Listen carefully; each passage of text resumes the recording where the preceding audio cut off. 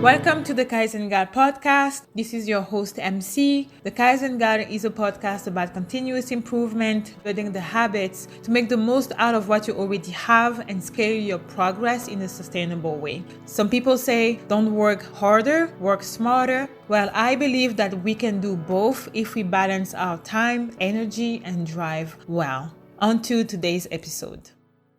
Hi everyone, welcome to the Kaizen Gal Podcast. This is your host MC. I mentioned in the last episode how I actually did not balance my time nor energy very well. So in the last and final installment of the series on time and priorities management, I wanted to cover two important topics, because I think that they can derail our strategic planning and all of the useful tips discussed in the previous episode. The first topic is managing the unexpected. Like I mentioned in the previous episode, I was caught off guard by a work offsite trip, which completely derailed my usual planning and routine. 4 skills are important in order to manage the unexpected. The first thing is managing your emotions. I mentioned that I had FOMO, fear of missing out. That's what unexpected event can create, like stress, and they can also affect our effectiveness. When the unexpected happens, you want to stop and kind of control your impulsive reactions in order to think clearly and stay focused on what matters despite the pressure. Being calm and positive does not mean accepting everything without saying a word. On the contrary, it is a matter of being calm in order to understand what is going on and to negotiate in your favor according to the unexpected event.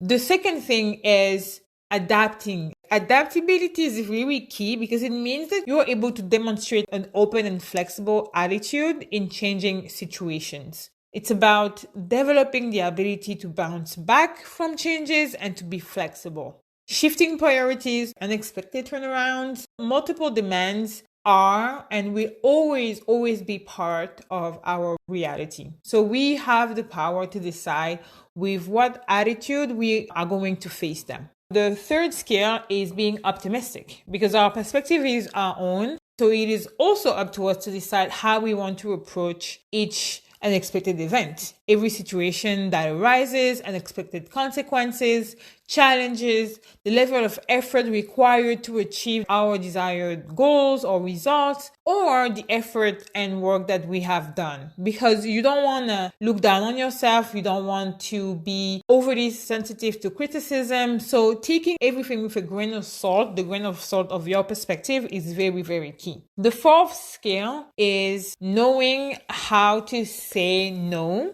by offering alternative solutions, or learning to say yes under conditions that take into account your own needs and limitations, which leads me to the second topic, which is learning to say no.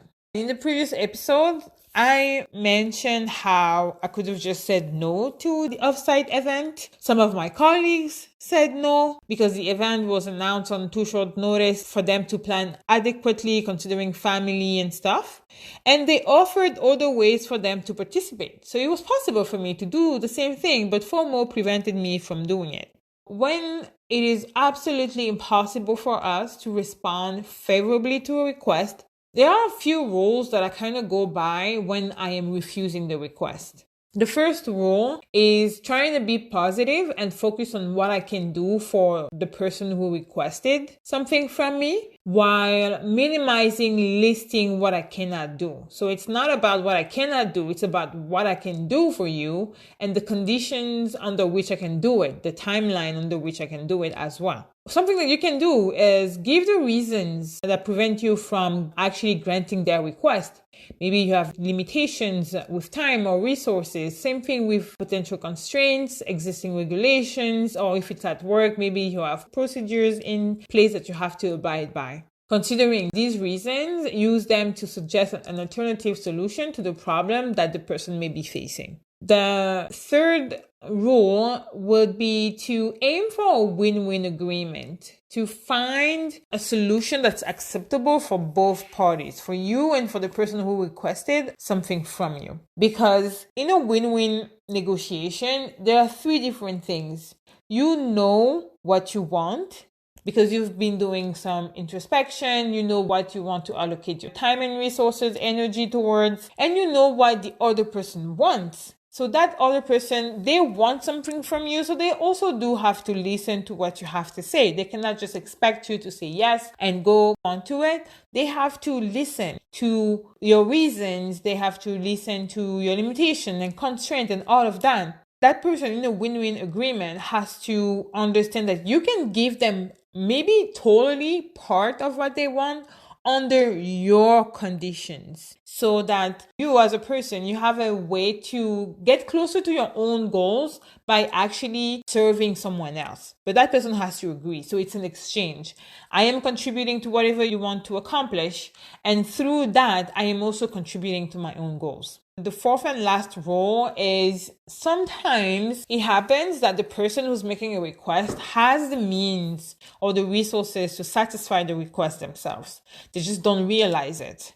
So while you are refusing to do the request on their behalf, you can definitely point them towards resources or tools that are at their disposal that can actually help them to fulfill the request, the need that they have. It's also an option. Definitely these two things, learning to manage the unexpected and learning to say no with solution ideally, these are all things that have to do with how you perceive your environment and how you react to it.